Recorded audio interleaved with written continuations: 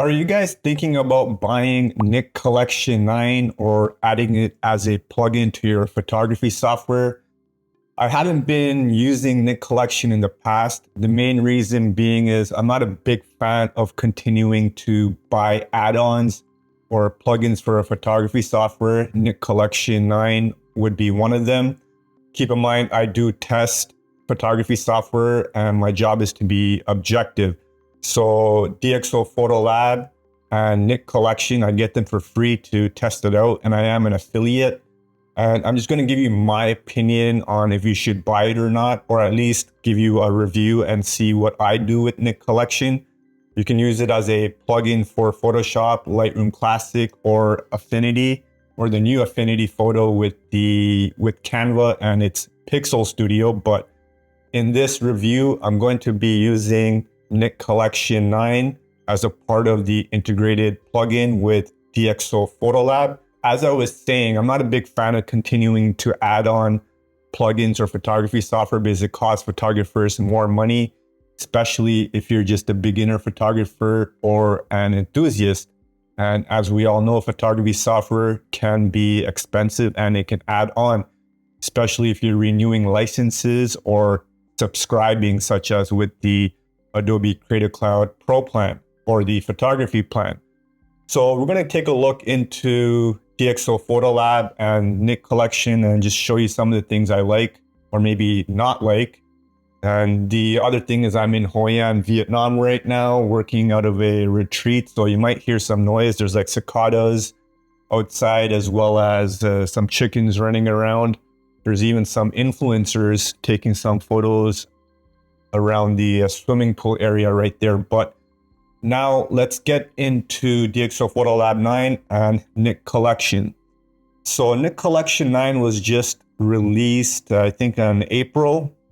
I didn't get a chance to test it out right away, but I have been testing it out the past few days. So this photo here is a marine iguana that I photographed in the Galapagos Islands.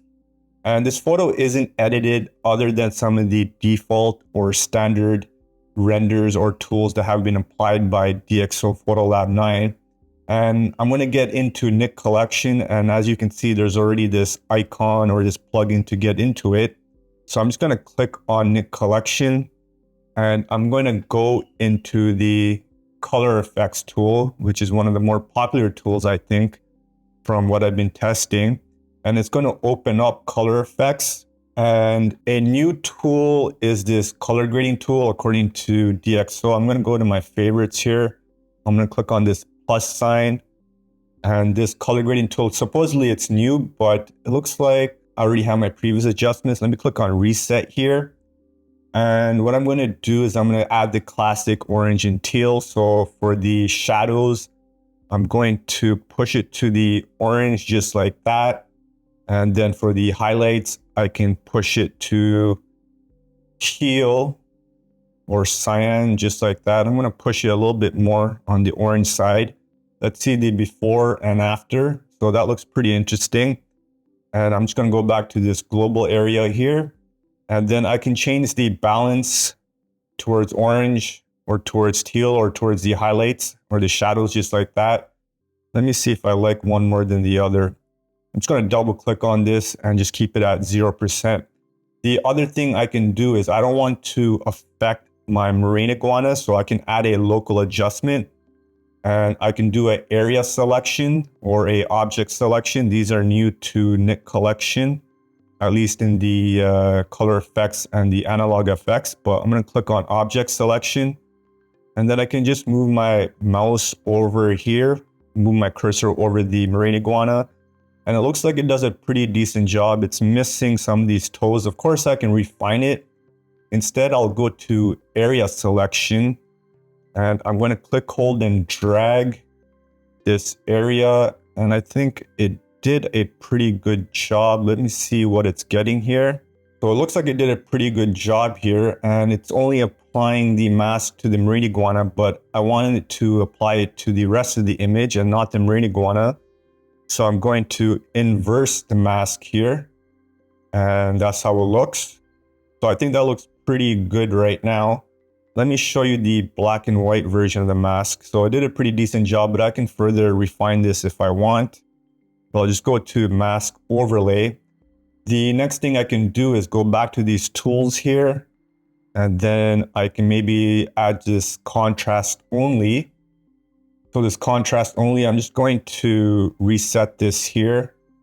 And it looks like it already applied an automatic contrast. So what I'm going to do is I'm going to go to my mask that I already had for my color grading here. I'm going to click on this mask. I'm going to right click on it. I'm going to click on copy. And then I'm going to go to contrast only. Then I'm going to try to paste it. So it looks like it did a good job on pasting it. Now I'm going to inverse it because I just want to apply it to this red iguana. So I'll inverse it.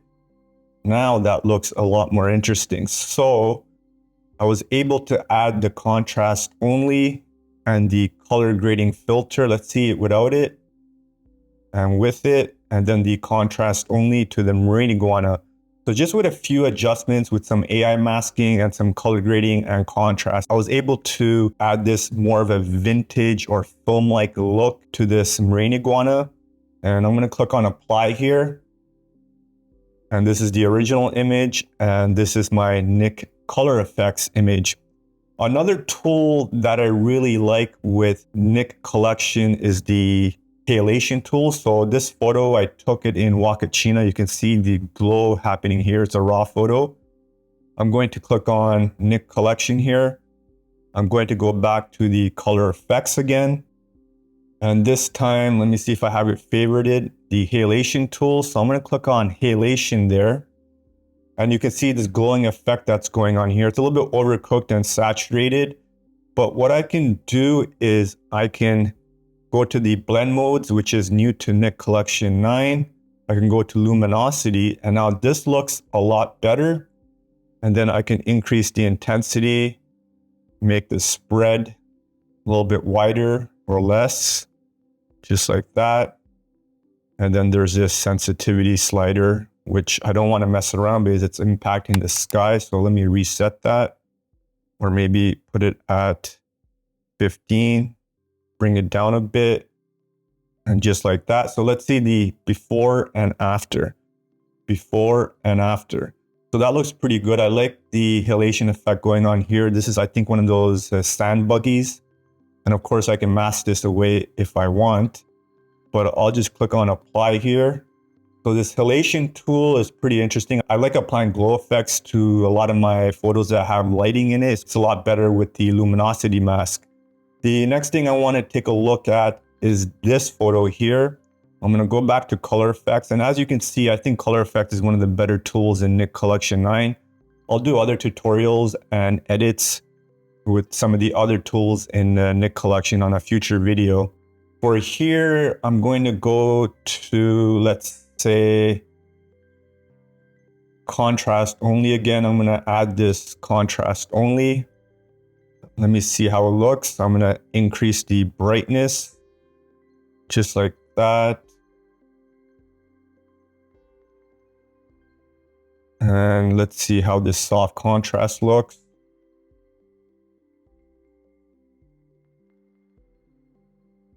And I think I'm going to keep it around like this. I don't want to mess around with these sliders.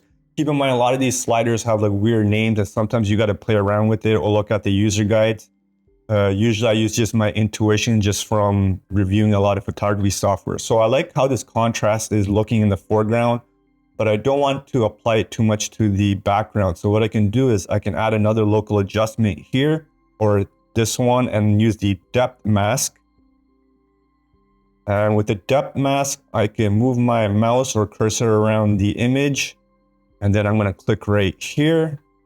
So I got this depth mask going on. And you can see I messed it up. I put the depth mask to the background instead of the foreground. So I can just inverse it just like that. And now this image looks a little bit better.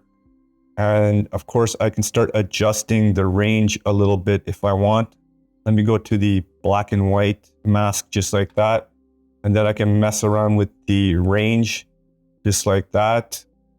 But I think keeping it like this, a little bit closer, it gives it a better transition. Let me go to the mask overlay. So this is the before and this is the after with the contrast only.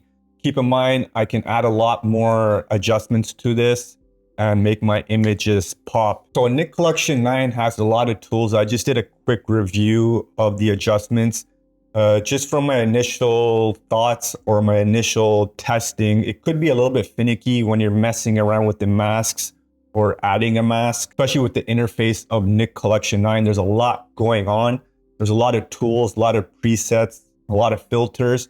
So it's easy to get lost in it. But the good thing with these filters and presets is DxO offers a lot of tools for you to be able to adjust your photos to your liking.